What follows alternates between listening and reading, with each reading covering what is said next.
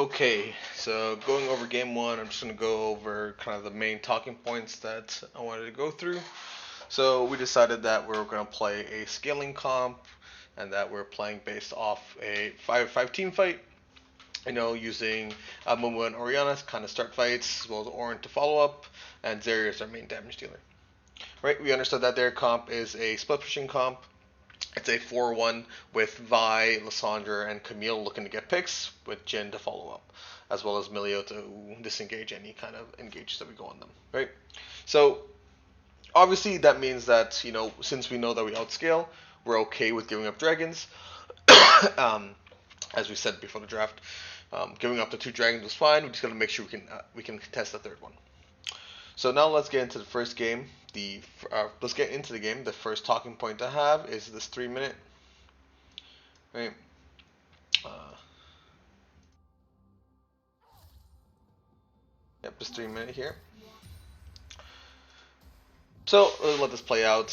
We can see that Zax comes down, gets a good kind of roam onto Vi, which allows us to get a free kill early on. This is really good. Um, this is fine. We're going on Lissandra here. Obviously, this is too much. We don't need to do this. What should happen here is, knowing Vi went into our jungle and she only has 16 CS farm, we should know that at least some of our red side is up. Instead of doing for this, we can go for this camp, we can go for red, or we can go for Krugs. Ideally, we just go for red into the scuttle into our own camps, right? But going for this one is not really a conventional play because, one, we're gonna lose a lot of cooldowns. Right, a Mumu Flash is really important. Two, Lissandra will just TV back anyway.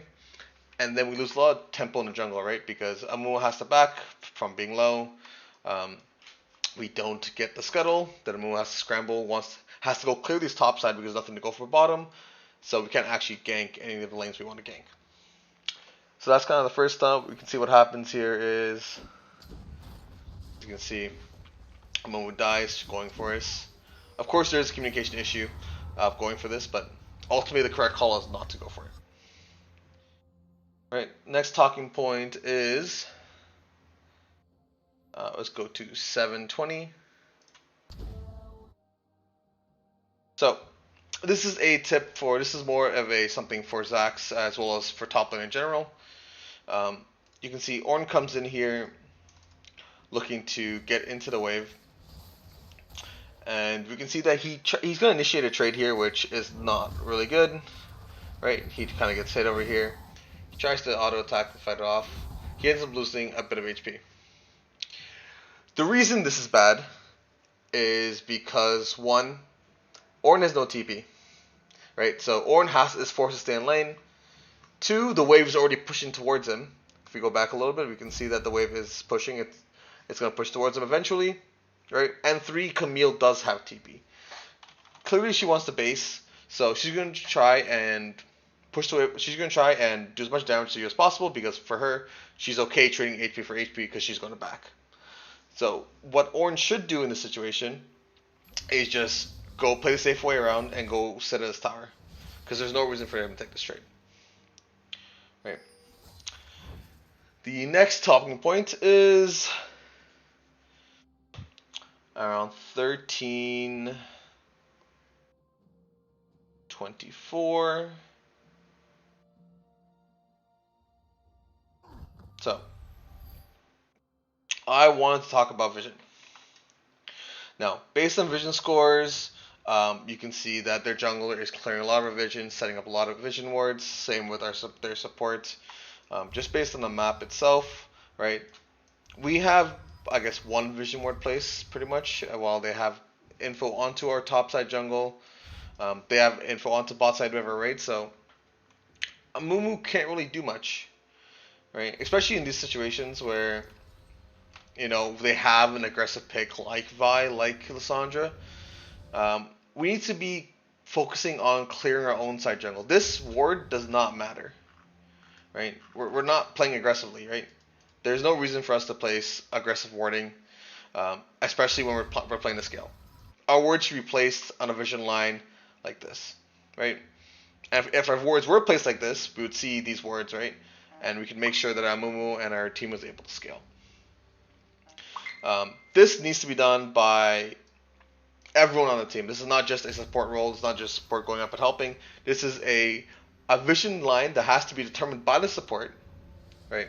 So I need Robert here to say, okay, we're setting up defensive vision. I need wards here, here, here, and here, right? Right. So that is Robert's job, is to define the vision line, but the rest of the team should be following the vision line, right?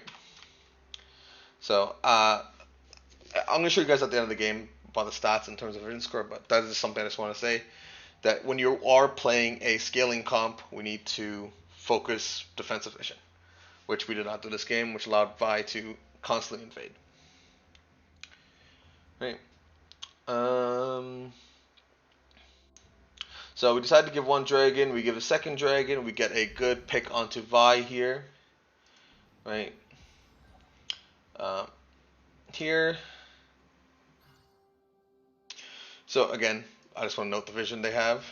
They have all fairly aggressive place vision, right? Whereas we don't have anything defending ourselves. The next play is this lane swap. So I think at this point, you guys are deciding Herald is spawning up soon, right? Herald spawning 1 minute. You know, we can make we can swap bot to top lane and then, you know, take Herald.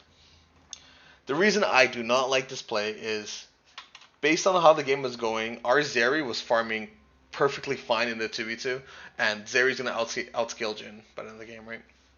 So we want to keep Zeri into Jhin as much as possible, right? Although the Ornn is losing to the Camille, we don't really like we're fine with keeping that lane because again, Ornn's gonna outscale anyway. So the point of this lane swap is just that Camille, who's decently strong and can definitely just one shot with Vi and Lissandra, it can easily overpower the Zeri Lulu comp, right? Because Camille ult is good for lockdown. If they ever bring up Lissandra or Vi, Zeri's dead, and then there's no damage left, right? So we don't really care about this Herald. Again, we talked about how we are scaling comp. We just need to get past the 20 minutes, and then the game is ours. And then in result of this, you can see what happened. Let's force forward into right. So first of all, no one is actually supporting the Zeri, right? We're all around here for no reason. If our Zeri wants to, if we're playing for this tower, we're playing for this Herald, right? We need to be over here, like, you know what I mean? Like, we have to take control of this. We're 4v3. There's absolutely no way we get caught in a 1-for-1 here, right? Like, this should never happen. Why is Lulu away from Zeri is a big issue, right? And then we're just fighting 2 split maps, you know what I mean? This is not worth it.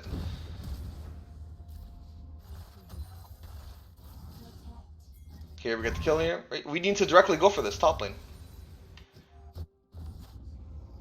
Like, this and taking this is just not good. We just need a 4-man top here and take this tower. If that is the play we're going for, right? If the play call was to take this top tower or take Herald, who cares about this mid wave? Lissandra's already dead. Allow the Orianna to back. The Orianna should have backed. Amumu needs to skip this blue buff and just walk up top lane for Camille, right? Because at the worst case scenario, you cause Vi to come up top lane, and then you guys just back off and go for Herald as soon as it's up. And then best case scenario is Camille loses this whole wave because she has to walk away, right? Because it's 3-1 on a tower dive. So it's all about taking the reliable play, right? Obviously, you guys could have got this tower, right? Same reason why they're just focusing this tower, right? And again, the result of this lane swap is we don't get Herald, we trade a 1-for-1, and they get bot tower. So this was definitely a huge turning point in this game, because we could have taken it in our hands and we just allowed them to take it back. The next talking point is 20 minutes, this team fight. Okay. So I'm going to bring it back to about, let's say, 30 seconds. Oh, let's go even a minute. All right. 43 seconds for this drag, right?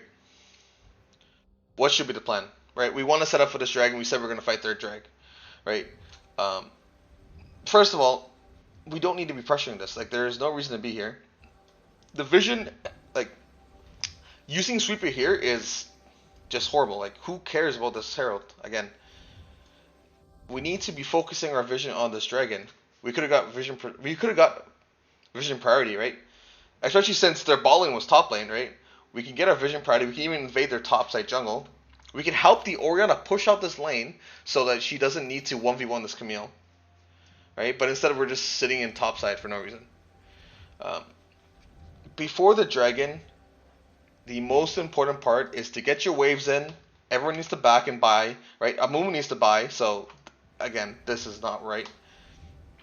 Amumu needs to buy, Orianna needs to get the wave pushed out, Zeri needs to get the wave pushed out. So that is what needs to be focused on. But we just don't do any of that, right? We're just sitting and we're like doing nothing. Let's speed this up. Right. So we finally get to this wave, barely pushed out. We're still sitting topside, right? We give them a free entrance into this jungle, which, like, again, it shouldn't have happened.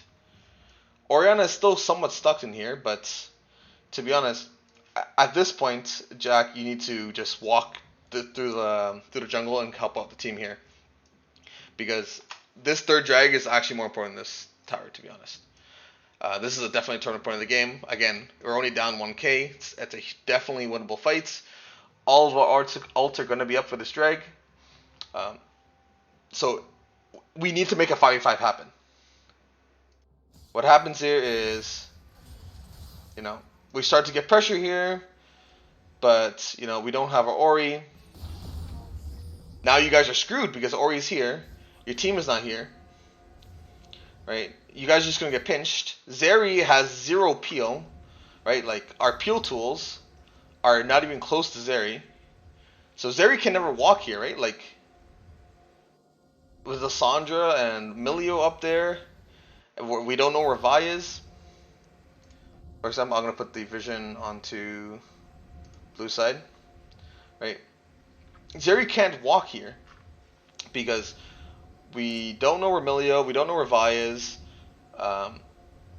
Camille's off the map, so Camille, I assume, is going to be walking through this corridor, right? So this is really dangerous for Zeri. If you're going to walk in, you have to make sure our carries are there. At this point, I want to Jack to TP to mid wave, right? Because the wave's pushed up enough where it doesn't matter. What you guys could have done is, walk towards the Lissandra, force her out this way, and then you regroup as 5 and walk back in. That is ideally what happens. What ends up happening is, we get into here. Our mid wave isn't pushed, right? So he goes to call for mid. At this point, I think this call for mid is just not good. I think we just go and take dragon. I think Addy, you need to be on the same page as the team, or the team needs to come back and help you here. And again, with a mid TP from Jack. That is the only two plays. This and this is just, it's absolutely insane to me how this happened. Like, both our carries are just so far away from the team. The team is just playing as Lulu, Ornn, Amumu. Like, who the fuck cares about Lulu, Ornn, or Lulu? Like, they do no damage. So again, what happens is, they end up getting the mid tower because we have no damage to start dragon, right? Zeri can definitely not block it. Jack walks up for the wave for no reason, right? And then, like, again, you guys are just sitting here with your dicks in your hand, right? This is, like, never gonna work. They're gonna collapse, and we just lose.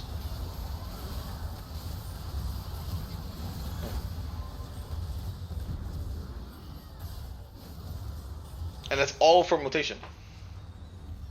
At this point, the game is kind of fucked, right? Because this Camille's 2k up. No one can really go on a side lane with her. This Vi is 3-1-5. Lissandra's getting ahead there. And now their Jhin has 7k. They can one-shot anyone. And with the tools they have to get onto our Zeri, we have no damage left, right? Because Oriana is going tier build, so Oriana needs 3 items to start doing damage, which is not going to happen for another 10 to 12 minutes. So that's pretty much what happened in this game. After this point, there's nothing really to talk about. Um, one other thing I wanted to say was, wait for it.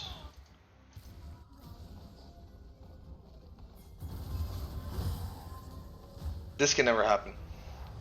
If Baron is up, like, why are we not backing now? We're backing on Vision, which kind of gives the opinion. It kind of gives the impression that someone's coming to take this wave, right? Because no mid laner on the planet is going to leave this wave right here, right? Unless someone else is going to take it, right? So if you're going to leave it, go off Vision, right? Because if I'm assuming now that Ornn is going to take it, that means 2 of you are off map, and the Baron's going to be a free call, right? And that's what happens, right? They see Ornn, Oriana's here, Ornn here, and as soon as they see Ornn, they start this Baron. You know, like it just, these things can't happen. These macro is just like, this is not even gold macro. This is like bronze, like silver macro at this point. We need to fix this up. And again, that's pretty much the end of the game because, you know, they just end up walking through us with Baron. Camille can only be stopped on the side lane. And that's pretty much wraps. Now we're going to talk about things that we need to start doing. So, 1. When we talk about team comps, how we want to start fights, we need to say a minute before the objective, if we are fighting, we want to say how we want to approach the fight. Are we all grouping mid, pushing line out, and then walking in through the side? Are we pushing up bottom, walking up, right? Are we sacking the mid tower and just staying 5 here and going through the jungle? Which is fine in some scenarios, right? But if we need to be as 5, we need to be as 5. And it just we're not really on the same page. Whoever is on the engage this game, so the engage is on Super, needs to say what he's looking for before this fight starts. So Super needs to say, I'm looking to get onto Jhin, or I'm looking to get onto Vi or Camille, whoever he sees, right? Super needs to say what are his trigger requirements, so the rest of the team knows when he's looking. And before he starts to look, he needs to say, I'm looking, so the team can get ready. Right? So just again, 3 words. I'm looking for, I'm looking, and then the fight starts. That's what we need to start doing. Otherwise, it's like team fights are never going to work. Again, if there's any, I'm going to post this video. If there's any questions or feedback on we think what we could have done differently, I'm open to it. But you know, we're never going to win any games like this if we play team fights like that. You know, these 2 games are both really winnable, and you know, we just screwed them up.